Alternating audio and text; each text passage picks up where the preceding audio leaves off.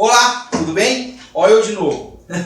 Vamos então agora dar continuidade no módulo 1.3.0 e vamos falar de distribuições Linux, tá? Ou distros, né? Como nós gostamos de chamar na comunidade.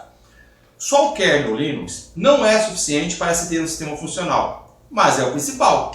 Existem grupos de pessoas, empresas, organizações que decidem distribuir o Linux junto com outros programas específicos, como por exemplo editores gráficos, planilhas, bancos de dados, ambientes de programação, formatação de documentos, firewalls, enfim, né? Esse é o significado básico de distribuição. Cada distribuição tem sua característica própria, como sistema de instalação, objetivo, a localização de programas, nomes de configuração, etc. A escolha de uma distribuição é pessoal e depende da necessidade de cada um. Para dividir as distros, né, distribuição, a abreviação de distribuição se refere às distribuições, para que nós possamos escolher as distros, né, nós temos que fazer algumas ponderações, né? E aí existem dois tipos de distribuições, dois tipos de distro, tá? As livres e as corporativas, ok? Então assim, você precisa escolher uma distro para trabalhar. Alguém me fala assim, Marcos, qual distro que eu escolho? Qual que é a distribuição melhor? Né? E aí eu falo, depende. Depende do que você vai fazer, depende da sua aplicação, enfim. É mais ou menos como comprar um carro, né? A pessoa fala assim, qual carro que eu compro? Eu não sei. Depende do que você precisa fazer. Ah, vou comprar um esportivo. Ah, mas o que você vai fazer? Não, vou transportar a tora. Então não dá um esportivo, você transportar a tora, né? Ah, então vou comprar um caminhão. O caminhão para transportar a tora dá. Mas depende. Onde que é? É um atoleiro na fazenda? Não, tem que ser um trator, né?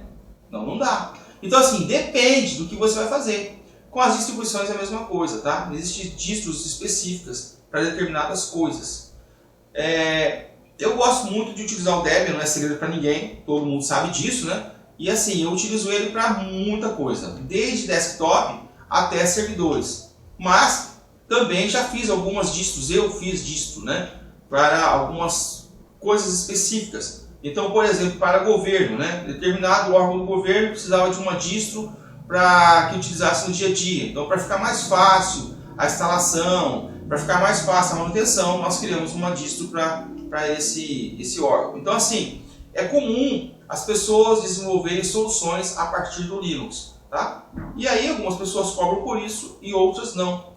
Esses que cobram nós chamamos de corporativos, né? E os que não cobram nós chamamos de livre, tá bom? Então, distribuições livres são mantidas por comunidades de colaboradores sem fins lucrativos, né? O exemplo, por exemplo, é o Debian, o Ubuntu, o Slackware, né? São exemplos, CentOS, são exemplos clássicos, né? De sistemas que funcionam sem a cobrança de valores para que você possa utilizá-lo. E existem as distros corporativas, as distribuições corporativas, né? Que são mantidas por empresas que vendem o suporte ao seu sistema. O exemplo é o Red Hat, por exemplo, e o SUSE, né? Da Novell. Eles vendem o suporte do sistema.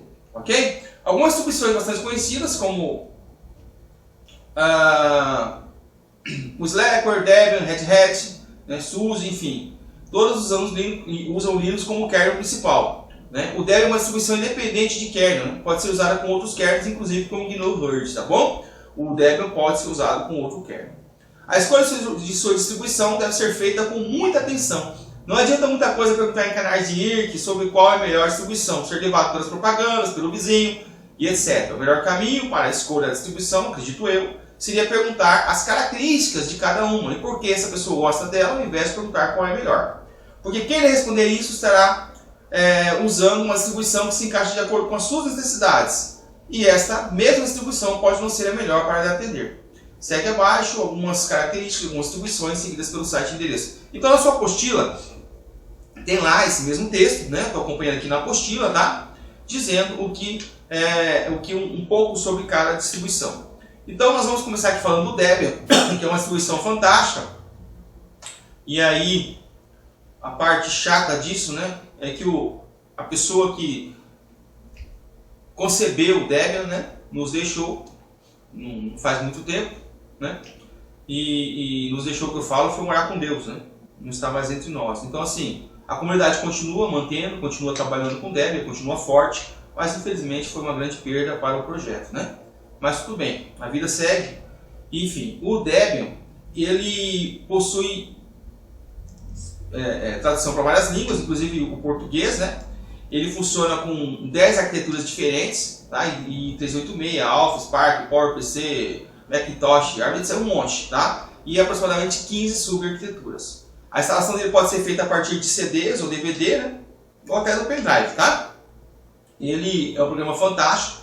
Tem aí, na última vez que eu olhei, tinha 42 mil pacotes disponíveis para que você pudesse instalar. Quando eu falo pacotes, eu falo programas, né? Aplicativos, enfim, coisas que você pode utilizar no Debian. Ele é fantástico, é o que nós vamos utilizar na escola, tá bom? Depois, mais na frente, eu vou te ensinar a instalar o Debian, passo a passo, tá? Como faz, enfim, como utiliza. Neste momento, nós estamos fazendo uma introdução ao mundo Linux, então é importante falar das distribuições, tá bom? Então, continuando aqui, olha, vou falar um pouquinho do Slackware, né? É uma distribuição desenvolvida por Patrick Volkerding, acho que é assim a pronúncia, né? Ela é desenvolvida para alcançar facilidade de uso e estabilidade como prioridades principais. Foi a primeira distribuição a ser lançada no mundo e costuma trazer o que há de mais novo enquanto mantém uma certa tradição, provendo simplicidade, facilidade de uso e, com isso, flexibilidade de poder. Desde a primeira versão que foi lançada em abril de 93, o projeto Slackware tem buscado produzir distribuições Linux mais Unix-like possível, tá? O Slackware segue os padrões Linux como o Linux File System Standard, que é o FHS, né? Que é um padrão de organização de diretório. A gente vai aprender isso mais na frente, tá? Enquanto as pessoas diziam que o Red Hat era a melhor distribuição para o usuário iniciante, o Slackware é melhor para o usuário mais velho, tá? O Slackware, ele é bem Unix. Ele é bem Unix. Então, assim, é uma distribuição muito legal de usar, bastante interessante. E segue a FHS, que é a mesma coisa que nós utilizamos, por exemplo, no Debian, né? Então, você tem lá, por exemplo, as pastas dos usuários, /home, né? O root fica onde? /root. E assim vai. As configurações, /etc. Então, ele segue essa característica e fica fácil, porque você aprende a usar um sistema standard e aí você pode usar qualquer um, tá? SUSE. A SUSE é uma distribuição comercial alemã, né? Ela é coordenada através de processos administrativos dos desenvolvedores sobre o braço norte-americano. E aí, não tem segredo, é a Novell, né? Que é a dona da SUSE. O foco da SUSE é o usuário com conhecimento técnico no Linux, tá? Programador, administrador, etc. E não usuário iniciante. Pelo menos não era, né? Agora as coisas mudam todo dia e aí você vai tendo facilidade para utilizar. Eu tenho um amigo que utiliza o SUSE um órgão bastante conhecido no Rio Grande do Sul. Ele faz a gestão lá já há bastante tempo, né? Muitos anos, né? E ele é louco por SUSE, né? E morre pelo SUSE, diz que não quer outro, né? Embora eu acho que, embora seja um sistema fantástico, né? Linux é Linux. Então, assim, dá para fazer muita coisa com várias distros, mas é que a gente vai meio que se apaixonando por essa, por aquela, e aí continua utilizando, né? Ele tem também tradução para português, enfim. Todos esses que eu estou falando tem, tá bom? O Red Hat, ele é uma distribuição comercial, que inclui a própria Red Hat, né? E ela é voltada para servidores de grandes e médias empresas, tá? Também conta com uma certificação chamada RHCE, que é Red Hat Certified Engineer, acho que é isso, tá? Específica dessa distro. Ela custa, me parece, que algo em torno de $1.500, tá? Por licenciamento, mas eu não tenho certeza, não posso te dizer com exatidão. Tá? Tem o Fedora, que é um braço do Red Hat, que é da comunidade, né? Que utiliza praticamente as características do Red Hat, mas é free, tá? Não tem licenciamento. Todos esses já funcionam com 32, 64 bits, enfim. O Ubuntu, ele é baseado em Debian, né? E roda diretamente no CD se você quiser, tá? É um CD live, né?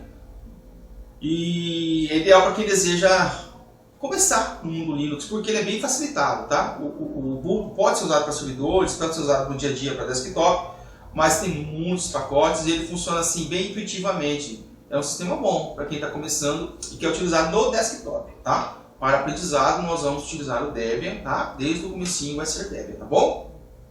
Mas se você quiser instalar no seu notebook aí na sua casa, enfim, você pode usar o Debian ou o Ubuntu, que é um derivado do Debian. Os comandos que funcionam no Debian funcionarão no Ubuntu, tá? E assim você poderá ter facilidade. Essas são as principais distribuições do mercado hoje, tá? Existem outras, tá? Só o Debian tem mais de 400 derivações conhecidas, né? Então, se for falar de todas, né, vamos levar a vida inteira aqui falando só disso, mas as principais são essas, tá? Na sequência, você vai ter o exercício teórico, tá? Não deixe de fazer o exercício teórico. E lá eu falo para você descrever as liberdades básicas, nós já falamos no vídeo anterior, né, o que é GNU Linux, que no exercício 2, quem criou o Linux, GPL, enfim, responda. E depois nós vamos partir para o próximo vídeo e nós vamos falar de shell e comandos e coisas nesse sentido, tá bom?